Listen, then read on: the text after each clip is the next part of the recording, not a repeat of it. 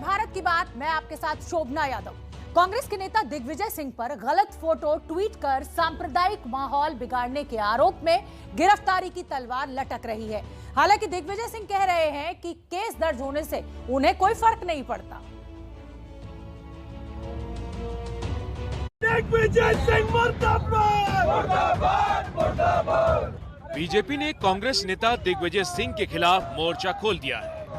अरे कांग्रेस पार्टी मुर्दाबाद, मुर्दाबाद। तस्वीरें मध्य प्रदेश के जबलपुर की हैं, जहां बीजेपी युवा मोर्चा के कार्यकर्ताओं ने दिग्विजय का पुतला फूंक दिया।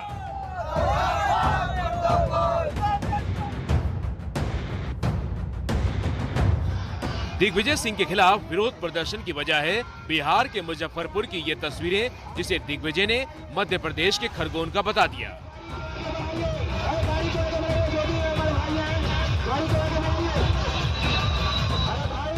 ये वीडियो है, दिग्विजय ने इसी का फोटो ट्विटर पर शेयर किया था। हालांकि बाद में उन्होंने ट्वीट डिलीट कर दिया, लेकिन तब तक मैसेज वायरल हो चुका था। दरअसल मध्य प्रदेश के खरगोन में रामनवमी पर हिंसा हुई थी। कई दुकानें जला दी गईं।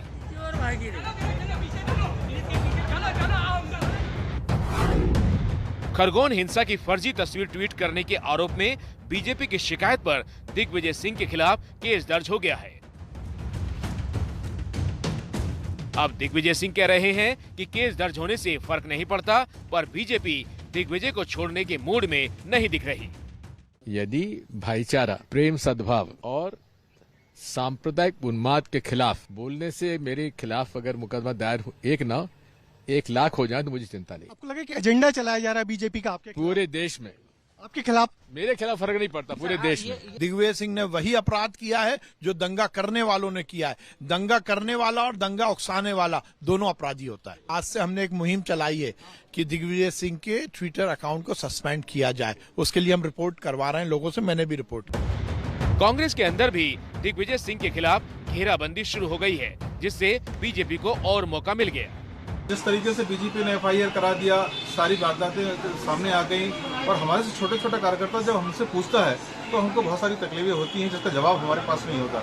तो मैं माननीय दिग्विजय सिंह जी के ट्वीट के माध्यम से मैंने ये पूछा है कि यदि अपने पास प्रमाण है तो हम प्रमाण प्रस्तुत करें। जो ट्रिक कभी पर्दे के पीछे से आदरणीय दिग्विजय सिंह जी अपनाते थे, सोहन बाल्मीकि जी के बयान के बाद में लग रहा है कि उसी दाव से उन्हें चित्त किया जा रहा है। शायद जब ये सिद्ध हो गया है कांग्रेस के लिए दिग्गी तू तो हानिकारक है। उनकी वफा का चर्चा ही ऐसा कि अपनी वफा से भी शर्मा रहे।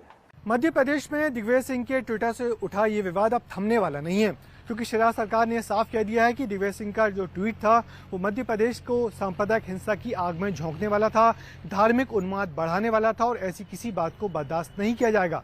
मध्य प्रदेश के गृह मंत्री डॉक्टर नरोत्तम मिश्रा भी इस पूरे मामले में बेहद सख्त हैं और उन्होंने कहा है कि इस पूरे मामले में दिग्विजय सिंह की गिरफ्तारी भी हो सकती है।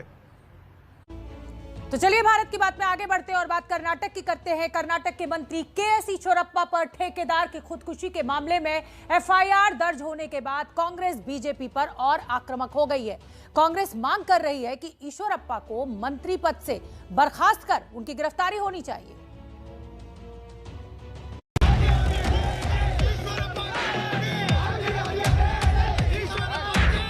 दिल्ली में गृह मंत्री अमित शाह के घर के बाहर प्रदर्शन हुआ तो यूथ कांग्रेस के कार्यकर्ताओं ने बेंगलुरु में कर्नाटक के मंत्री KS ईश्वरप्पा के घर के बाहर भी बवाल काटा। अब जरा पूरा मामला समझ लीजिए। कर्नाटक के उडुपी में ठेकेदार संतोष पाटिल का शव संदिग्ध हालात में होटल के कमरे से बरामद हुआ है। आरोपों के मुताबिक संतोष ने अपनी मौत के लिए कर्नाटक में बीजेपी सरकार के मंत्री KS ईश्वरप्पा को जिम्मेदार बताया है। संतोष ने सोमवार को अपने रिश्तेदारों और कुछ करीबियों को एक व्हाट्सएप मैसेज भेजा था, जिसमें लिखा, ईश्वरप्पा मेरी मौत के लिए जिम्मेदार है, जो कि RDPR मंत्री हैं। मैंने अपनी सभी उम्मीदों और इच्छाओं से ऊपर उठकर ये निर्णय लिया है। मैं हाथ जोड़कर विनती करता हूं कि मेरी पत्नी और बच्चों को मुख्यमंत्री, प्रधानमंत्री और हमारे नेता येदियुरप्पा मदद करें।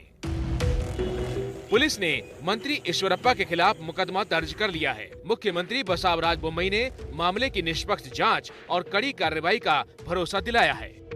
संतोष कुमार कॉन्ट्रैक्टर होने के साथ साथ हिंदू वाहिनी के सेक्रेटरी और बीजेपी के कार्यकर्ता थे।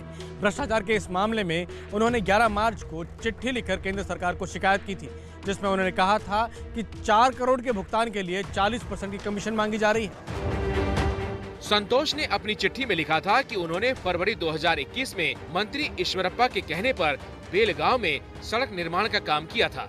इस काम पर करीब 4 करोड़ रुपए खर्च हुए थे, लेकिन इस काम का भुगतान नहीं हुआ है। भुगतान के बदले रिश्वत की मांग की जा रही है। स्क्रीन पर नजर आ रही ये तस्वीर उसी कंस्ट्रक्शन साइट की है। कर्नाटक कांग्रेस के अध्यक्ष डी.के. शिव कुमार और पूर्व मुख्यमंत्री सिद्धारमैया की अगुवाई में कांग्रेस नेताओं के प्रतिनिधि मंडल ने राज्यपाल थावरचंद गहलोत से इस मामले पर शिकायत की है। भारतीय जनता पार्टी की कर्नाटक सरकार चौतरफा भ्रष्टाचार से घिरी हुई है। कत्ल के केस में, भ्रष्टाचार के केस में गिरफ्तार किया जाए, उनका इस्तीफा तो हो ही जाएगा, पर इस्तीफा काफी नहीं, उनको फौरन कत्ल के केस में गिरफ्तार किया जाए, निष्पक्ष जांच हो और जल्द से जल्द उनको सजा दी जाए। राहुल गांधी ने तो ट्वीट कर मामले को पीएम और कर्नाटक के सीएम मुंबई से जोड़ दिया है। आगे बढ़ते, माँ, ये वो शब्द है जिसे सुनते ही दिल और दिमाग में बेइंतहा प्यार उमड़ पड़ता है। माँ की ममता जैसी भावना उमड़ आती है। लेकिन आज हम जिस माँ की बात कर रहे हैं, उसकी करतूत देखकर आप कांप जाएंगे। जिस जम्मू में माता वैष्णो देवी विराजी हैं, उसी जम्मू की धरती से आई एक तस्वीर ने ममता और मातृत्व पर कालिख पोत कर रखी। देखिए हमारी ये रिपोर्ट।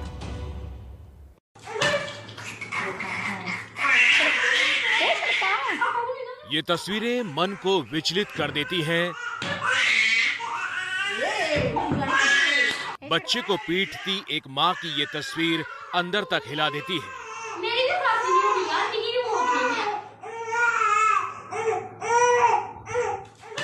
इस महिला ने जैसे माँ की ममता को ही कलंकित कर दिया है।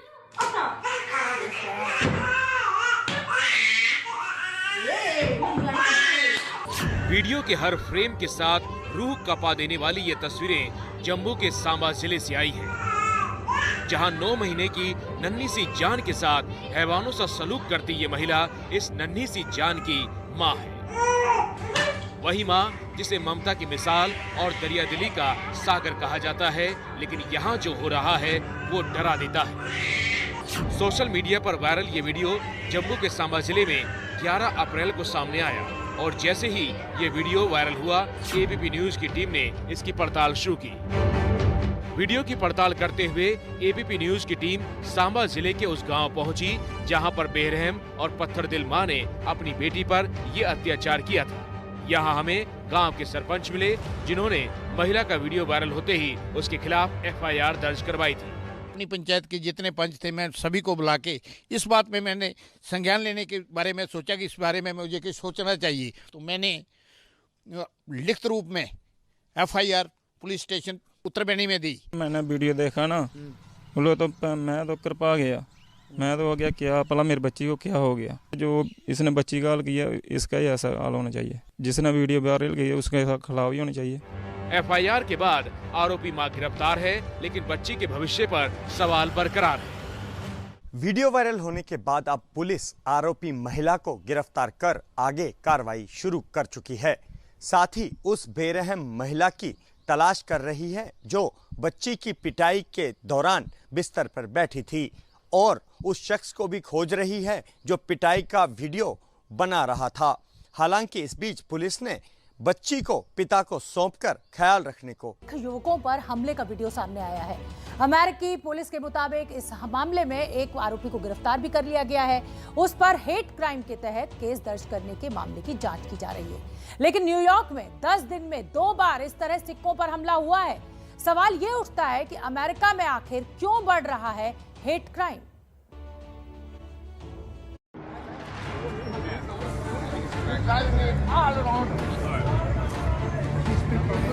काले ने किसी ने भाई होना फिर कुटिया। सड़क पर एक सिख युवक गिरे पड़े हैं और एक सिख बुजुर्ग भी तस्वीरों में है, जिनकी आंख पर चोट लगी है। मौके पर पुलिस है और बेचैनी भरा माहौल यहाँ बना हुआ है। तस्वीरें दुनिया में सबसे ज्यादा सुरक्षित कहे जाने वाले अमेरिका के शहर न्यूयॉर्क की है और यहाँ 2 भारतीय सिखों पर इस तरह हमला हुआ। ये तस्वीर अमेरिका में भारतीयों के खिलाफ नफरत भरे माहौल की सबूत है। अमेरिकी मीडिया के मुताबिक कुछ लोगों ने सड़क पर चलते हुए इन 2 सिखों को पहले डंडे से पीटा। यही नहीं, मारपीट के साथ सिखों की पगड़ी भी उतार दी गई। हमला करके आरोपी मौके पर हंगामा कर फरार हो गए। इस नफरत भरे हमले पर अमेरिका से लेकर हिंदुस्तान तक गुस्सा फूट रहा है। अमेरिका में भारतीय दूतावास ने न्यूयॉर्क पुलिस और लोकल अथॉरिटी से दोषियों के खिलाफ कार्रवाई करने की मांग की है। इस विरोध के बाद न्यूयॉर्क के अटॉर्नी जनरल को मामले पर जानकारी देनी पड़ी। उन्होंने कहा, अपराधियों के खिलाफ पुलिस कार्रवाई कर रही है। अगर आम लोगों के पास भी कोई जानकारी हो तो पुलिस से शेयर करें। दोषियों को बिल्कुल बख्शा नहीं जाएगा। हैरानी की बात यह है कि करीब 10 दिन पहले इसी तरह अमेरिका में 70 साल के एक और बुजुर्ग सिख पर हमला हुआ था। अब जरा सुनिए अमेरिकी विदेश मंत्री एंटनी ब्लिंकन का कल का ये बयान, जिसमें वो भारत में मानवाधिकार हनन पर ध्यान दे रहे हैं। भारत को ज्ञान और अमेरिका में भारतीयों के खिलाफ नफरत। साफ है कि अमेरिका में हिंदुस्तानी समेत दूसरे देशों के लोगों के खिलाफ नफरत का माहौल बढ़ रहा है। अमेरिका को अपनी गिरेबान में झांकने की जरूरत है। तो कई अपार्टमेंट से कपूर और भट्ट परिवार दोनों के ही करीबी लोग और खास मेहमान लगातार वास्तु पहुंच रहे हैं। दोनों ही परिवार रणबीर और आलिया की शादी होने तक पूरी प्राइवेसी बरतने की कोशिश कर रहे हैं और इसीलिए अंदर की तस्वीरें और बहुत ज्यादा जानकारी खुलकर सामने नहीं आ रही है। आज हम कह रहे हैं कि उत्तर प्रदेश से सीखो हिंदुस्तान। उत्तर प्रदेश से इसलिए क्योंकि जब रामनवमी के दिन देश के अलग अलग हिस्सों में बवाल का बवंडर मचा हुआ था, उस वक्त उत्तर प्रदेश में 2 अलग अलग समुदायों के 2 पर्व बहुत ही शांति और सौहार्द के साथ मनाए जा रहे थे। कहने का मतलब यह है कि जो उत्तर प्रदेश में हुआ वो देश के बाकी हिस्सों में भी तो हो सकता है। कानून का जिस उत्तर प्रदेश में पालन हुआ वैसा बाकी देश में क्यों नहीं हो सकता।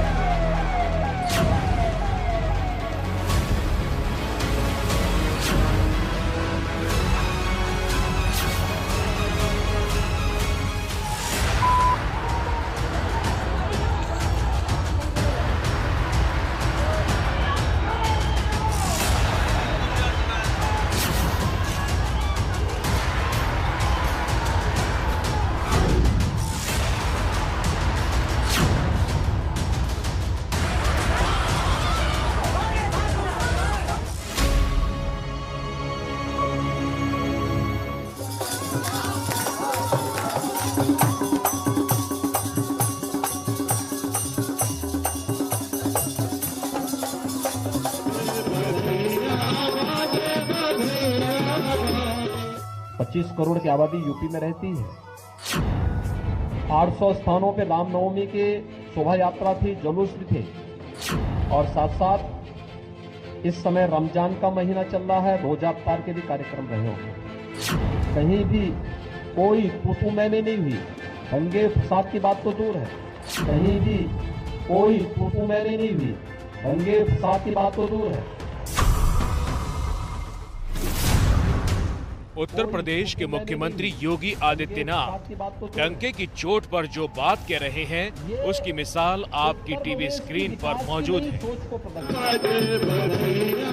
मौका रामनवमी का है। एक तरफ योगी आदित्यनाथ का उत्तर प्रदेश है और दूसरी तरफ देश के बाकी हिस्सों की तस्वीर, जिसमें महाराष्ट्र से लेकर मध्य प्रदेश तक और गुजरात, बिहार, कर्नाटक से लेकर पश्चिम बंगाल, राजस्थान और झारखंड तक मौजूद है।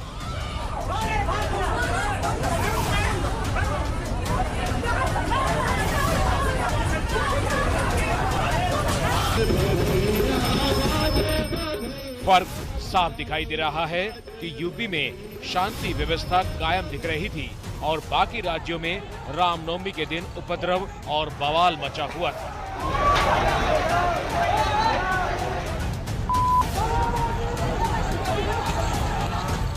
यही बात सीएम योगी ने बड़े ही फक्र और शान के साथ देश को बताई और यूपी के विकास की नई परिभाषा भी समझाई। 25 करोड़ की आबादी यूपी में रहती है। 800 स्थानों पे रामनवमी के शोभा यात्रा थी, जुलूस भी थे और साथ साथ इस समय रमजान का महीना चल रहा है, रोजा अफ्तार के भी कार्यक्रम रहे होंगे। कहीं भी कोई तू मैंने नहीं हुई, दंगे फसाद की बात तो दूर है। ये उत्तर प्रदेश की विकास की नई सोच को प्रदर्शित कर रहा है।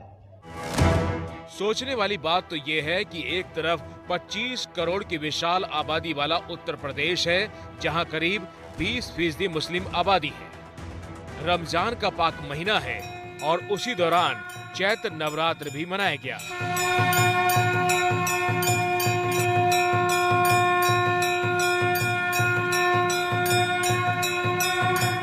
शोभाएं यात्रा भी निकली, लेकिन हिंसा का कोई शोर सुनाई नहीं दिया। इसे योगी सरकार के सख्त प्रशासन से जोड़कर देखा जा रहा है, वो प्रशासन जिसमें गुंडाराज और कानून तोड़ने वालों के लिए कोई जगह नहीं है। क्या दंगा फसाद के लिए कोई जगह नहीं, अराजकता के लिए, गुंडागिर्दी के लिए, अफवाह के लिए कोई जगह नहीं है। उत्तर प्रदेश ने रामनवमी के अवसर पर मर्यादा पुरुषोत्तम भगवान श्री राम की पावन जयंती के अवसर पर साबित किया है।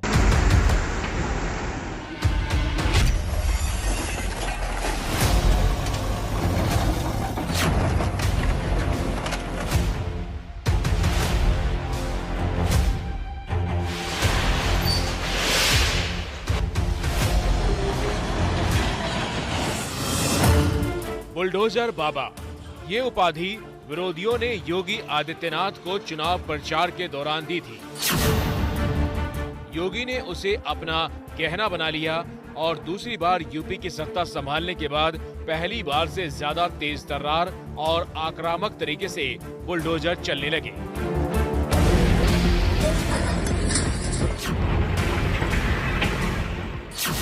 योगी की पहचान सख्त प्रशासक की बन चुकी है।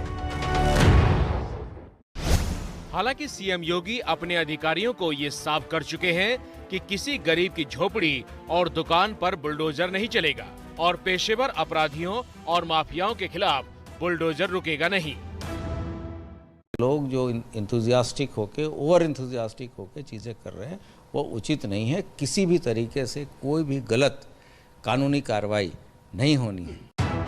सख्ती सिर्फ अवैध निर्माण और भू माफियाओं के कब्जे पर बुलडोजर चलाने की नहीं है, सख्ती सरकारी कर्मचारियों के लिए भी है। योगी सरकार ने आदेश जारी करते हुए कहा है कि सरकारी कार्यालयों में अब सिर्फ आधे घंटे का लंच ब्रेक होगा। सरकारी कार्यालयों में अनुशासन का माहौल बनाने के लिए कर्मचारियों को समय से दफ्तर पहुंचने के लिए कहा गया है। क्या योगी आदित्यनाथ के सख्त प्रशासन का ही ये नतीजा है कि रामनवमी के मौके पर सिर्फ आरती की घंटियां और शंख की आवाज के साथ अजान और रोजा इफ्तार की रौनक होती है, जबकि शिवराज सिंह चौहान का मध्य प्रदेश हो या फिर ममता दीदी का पश्चिम बंगाल, हर जगह हिंसा और नफरत का शोर सुनाई देने लगता है।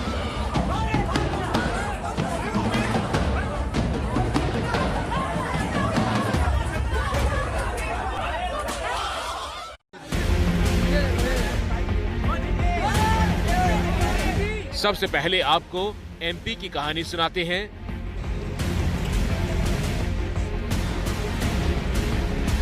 रामनवमी के दिन खरगोन में शोभा यात्रा निकाली जा रही थी, लेकिन हंसते गाते जुलूस में पत्थर बरसने लगे, भगदड़ मच गई और फिर मौके पर पुलिस पहुंची।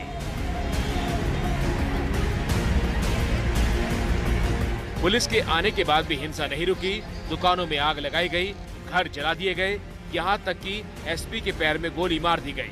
एसपी सिद्धार्थ चौधरी ने एबीपी न्यूज को बताया कि खरगोन में उस शाम आखिर हुआ क्या था। शहर के अलग अलग हिस्सों से खबरें आने लगी कि लोग पथराव कर रहे हैं, आगजनी कर रहे हैं। तो हम लोगों ने हर जगह पे जाकर लोगों को समझाया। संजय नगर जो जुलूस है वहाँ से काफ़ी दूर था, करीब 1-1.25 किलोमीटर दूर है अंदर साइड। तो वहाँ पे भी जब पथराव की बात आई और ये भी सामने आया कि वहाँ काफ़ी गंभीर घटनाएं हो रही हैं, आगजनी हो रही, तो बहुत अधिक पथराव हो रहा था। फायर ब्रिगेड की गाड़ी भी तोड़ दी गई थी। हम लोगों ने वहाँ पे स्थिति नियंत्रित करने के लिए प्रयास किया, टीयर गैस भी चलाया, लेकिन भीड़ काफ़ी उग्र थी और उनमें से एक व्यक्ति एकदम से तलवार घुमाता हुआ दूसरे पक्ष की तरफ आया। तो गंभीर घटना न घट जाए, हम लोगों ने उसे रोका, प्रयास किया, उसे तलवार छिनाया और फिर जब वो भागा तो मैं भी उसके पीछे था। तो किसी ने उसको जो कवर दे रहा था उसने फायर कर दिया, जो मेरे घुटने के नीचे लगा। खरगोन की सड़कों पर हिंसा का खौफ अभी भी महसूस किया जा सकता है। पूरे मामले में 95 लोगों की गिरफ्तारी हो चुकी है। खरगोन जिले में पुलिस बल तैनात है और खरगोन में जो हुआ वो फिर दोबारा ना हो, ये संदेश देने के लिए मध्य प्रदेश के सीएम शिवराज सिंह चौहान का बुलडोजर बुलेट की रफ्तार से चलने लगा है।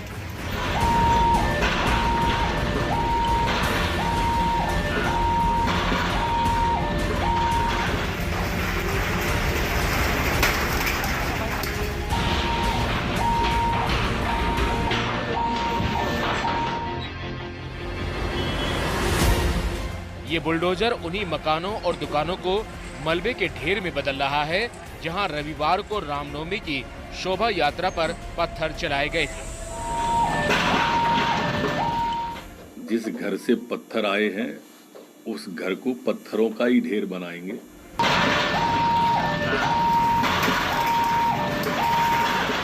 माना जा रहा है कि शिवराज योगी आदित्यनाथ के बुलडोजर मॉडल को अपनाकर सख्त संदेश दे रहे हैं, लेकिन खरगोन और बड़वानी में बुलडोजर वाली कार्रवाई सवालों में भी है। विपक्ष आरोप लगा रहा है कि शिवराज सरकार धर्म देखकर बुलडोजर चला रही है और यही सवाल आज हमने शिवराज सरकार के गृह मंत्री नरोत्तम मिश्रा से पूछा। ये जो बुलडोजर चलाए जा रहे हैं, क्या धर्म विशेष के लोगों को आइडेंटिफाई करके चलाए जा रहे हैं? ऐसा आरोप विपक्ष लगा रहा है आपके ऊपर। आखिर सबका साथ सबका विकास की बात करने वाली सरकार इस मामले में भेदभाव क्यों कर रही है? बिल्कुल भेदभाव नहीं कर रहे। क्रिया पर अगर प्रतिक्रिया होती है तो वो अपराध नहीं होता है उतना बड़ा। क्रिया किसने की ये मूल अपराध है। प्रारंभ कहां से हुआ, घटना क्यों घटित हुई, ये इसकी मूल बात है। मैं समझता हूं आप समझ गई होंगी मेरी बात को। इसमें कोई शक नहीं है कि यूपी में योगी का बुलडोजर बीजेपी शासित बाकी राज्यों के लिए नजीर बन गया है, क्योंकि बुलडोजर यूपी में लगातार दूसरी बार जीत की वजहों में शामिल रहा। लेकिन यूपी से सीख इस बात की भी लेनी है कि बुलडोजर किसी बेगुनाह को अपना शिकार ना बनाए। और यूपी से सीखने वाले राज्यों की लिस्ट में एमपी के बाद गुजरात का नाम है। गुजरात भी बीजेपी शासित राज्य है। गुजरात में भी रामनवमी के दिन भारी बवाल हुआ। तस्वीरें गुजरात के सांबरकाठा की हैं, जहां दो समुदायों के बीच जमकर पथराव हुआ। तस्वीरों में पुलिस भी दिखाई दे रही है, लेकिन पत्थरबाजी रुकने का नाम नहीं ले रही। जगह बदल गई थी, लेकिन घटना नहीं। यहां भी रामनवमी जुलूस पर पत्थरबाजी हुई और बढ़ते बढ़ते हिंसा इतनी बढ़ गई कि दुकानों को आग के हवाले कर दिया गया।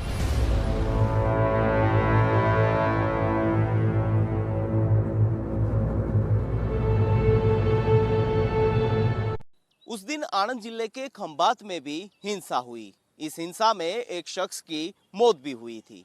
पुलिस ने खुलासा किया है कि इस हिंसा की साजिश विदेश में रची गई थी। पुलिस ने पकड़े गए लोगों की पूछताछ के बाद ये बात सामने रखी है। बीजेपी शासित राज्यों के बाद ममता दीदी के पश्चिम बंगाल चलिए। पश्चिम बंगाल के हावड़ा में रामनवमी के जुलूस पर पत्थरबाजी हुई।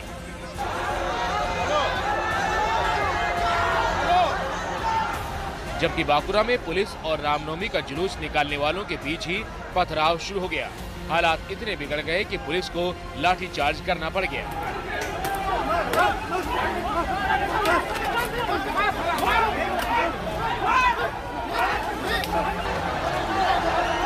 रामनवमी के मौके पर ना तो ममता के पश्चिम बंगाल में शांति रही और ना ही उद्धव ठाकरे के महाराष्ट्र में। तस्वीरें मानखुर्द इलाके की हैं, जहां रामनवमी वाले दिन गाड़ियों में जमकर तोड़फोड़ की गई। रामनवमी पूरे देश में मनाई जा रही थी, लेकिन देश के अलग अलग राज्यों से एक जैसी तस्वीर सामने आ रही थी।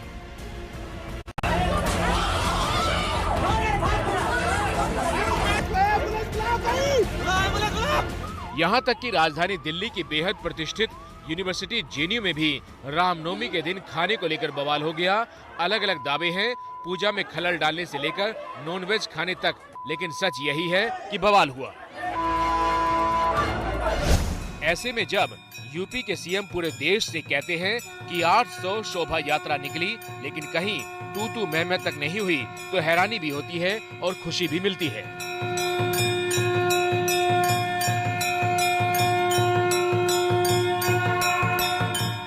बाकी राज्यों को सीखना तो होगा कि आखिर योगी कैसे इतने बड़े राज्य को संभालते हैं और अराजक तत्व सिर नहीं उठा पाते। एनसीआरबी के डाटा के मुताबिक 2017 यूपी में सांप्रदायिक हिंसा की 34 घटनाएं हुई थी, लेकिन 2018 से लेकर 2019 और 2020 तक एक भी सांप्रदायिक हिंसा की घटना नहीं हुई। और यहाँ ये बता देना जरूरी है कि योगी सिर्फ डंडा चलाकर राज्य नहीं चला रहे, आंकड़े यूपी के विकास की गवाही भी दे रहे हैं। मिसाल के तौर पर जो उत्तर प्रदेश खराब सड़कों के लिए बदनाम था, वो एक्सप्रेस कैपिटल ऑफ इंडिया का तमगा हासिल कर चुका है। पूर्वांचल एक्सप्रेस बनने के बाद देश के पूरे एक्सप्रेसवे नेटवर्क में यूपी की हिस्सेदारी 28% हो चुकी है। ईज ऑफ डूइंग बिजनेस यानी बिजनेस करना यूपी में कितना आसान हो गया है, ये राज्य की रैंकिंग बता रही है। 2016 में ईज ऑफ डूइंग बिजनेस के मामले में यूपी की रैंकिंग 14 थी। योगी सरकार के कार्यकाल में पूरे देश में 2 नंबर पर आ गए। और यही वजह है कि यूपी देश की तीसरी सबसे बड़ी अर्थव्यवस्था बन गया है। इसलिए यूपी से बाकी राज्यों को सीखना है कि कैसे कानून व्यवस्था को दुरुस्त रखना है, और साथ ही सीखना है कि कैसे राज्य की गाड़ी को विकास की पटरी पर तेजी से दौड़ाना है।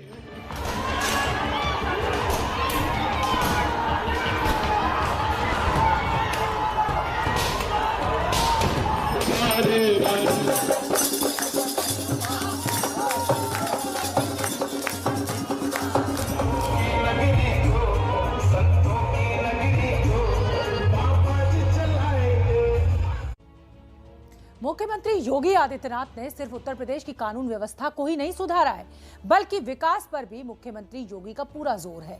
योगी ने यूपी की अर्थव्यवस्था को अगले 5 साल में $1 ट्रिलियन वाली अर्थव्यवस्था बनाने का लक्ष्य अपने मंत्रियों को दिया है।